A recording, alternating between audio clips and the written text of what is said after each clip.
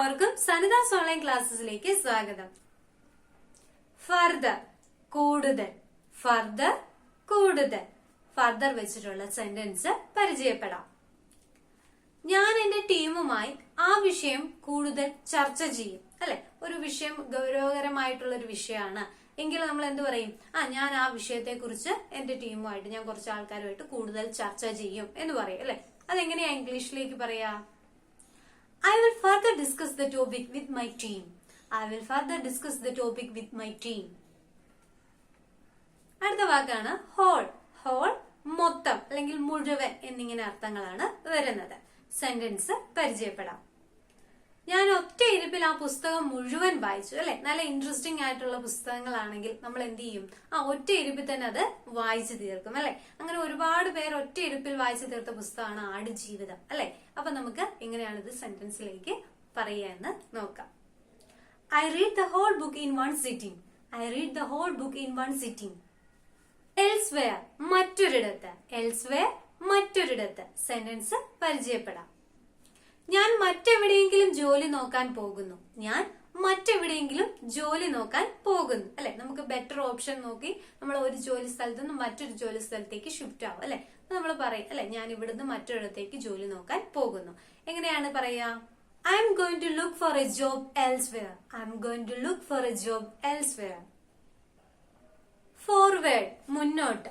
Forward മുന്നോട്ട് ചേർത്തുള്ള sentence പരിചയപ്പെടാം. Award ഏറ്റുവാങ്ങാൻ അദ്ദേഹം മുന്നോട്ട് നീങ്ങി. അവാർഡ് ഏറ്റുവാങ്ങാൻ അദ്ദേഹം മുന്നോട്ട് നീങ്ങി. എങ്ങനെയാണ് സെന്റൻസിലേക്ക് വരുമ്പം? He stepped forward to receive the award. He stepped forward to receive the award. Ago മുൻപ്. Ago മുൻപ്. കഴിഞ്ഞു പോയ കാര്യത്തിനൊപ്പമാണ് നമ്മൾ ago ഉപയോഗിക്കുക. അല്ലെ, മുൻപ് നടന്ന കാര്യത്തെ പറ്റി പറയാനായിട്ട്. അപ്പൊ നമുക്ക് അത് ചേർത്തുള്ള ഒരു സെന്റൻസ് പരിചയപ്പെടാം. 10 വർഷം മുൻപാണ് അദ്ദേഹം തന്റെ ബിസിനസ് ആരംഭിച്ചത്. 10 വർഷം മുൻപാണ് അദ്ദേഹം തന്റെ ബിസിനസ് ആരംഭിച്ചത്. He started his business 10 years ago. He started his business 10 years ago. Listen ശ്രദ്ധിക്കുക, കേൾക്കുക എന്നിങ്ങനെ അർത്ഥമാണ് ലിസൺ എന്ന വാക്കിന് വരുന്നത്. സെന്റൻസ് പരിചയപ്പെടാം. നീ ഞാൻ പറഞ്ഞത് ശ്രദ്ധിക്കുന്നുണ്ടോ?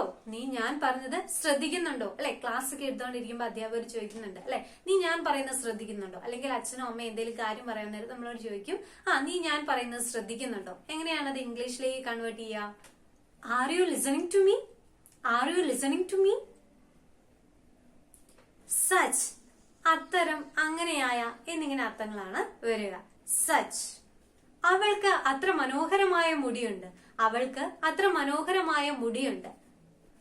She has such lovely hair. She has such lovely hair.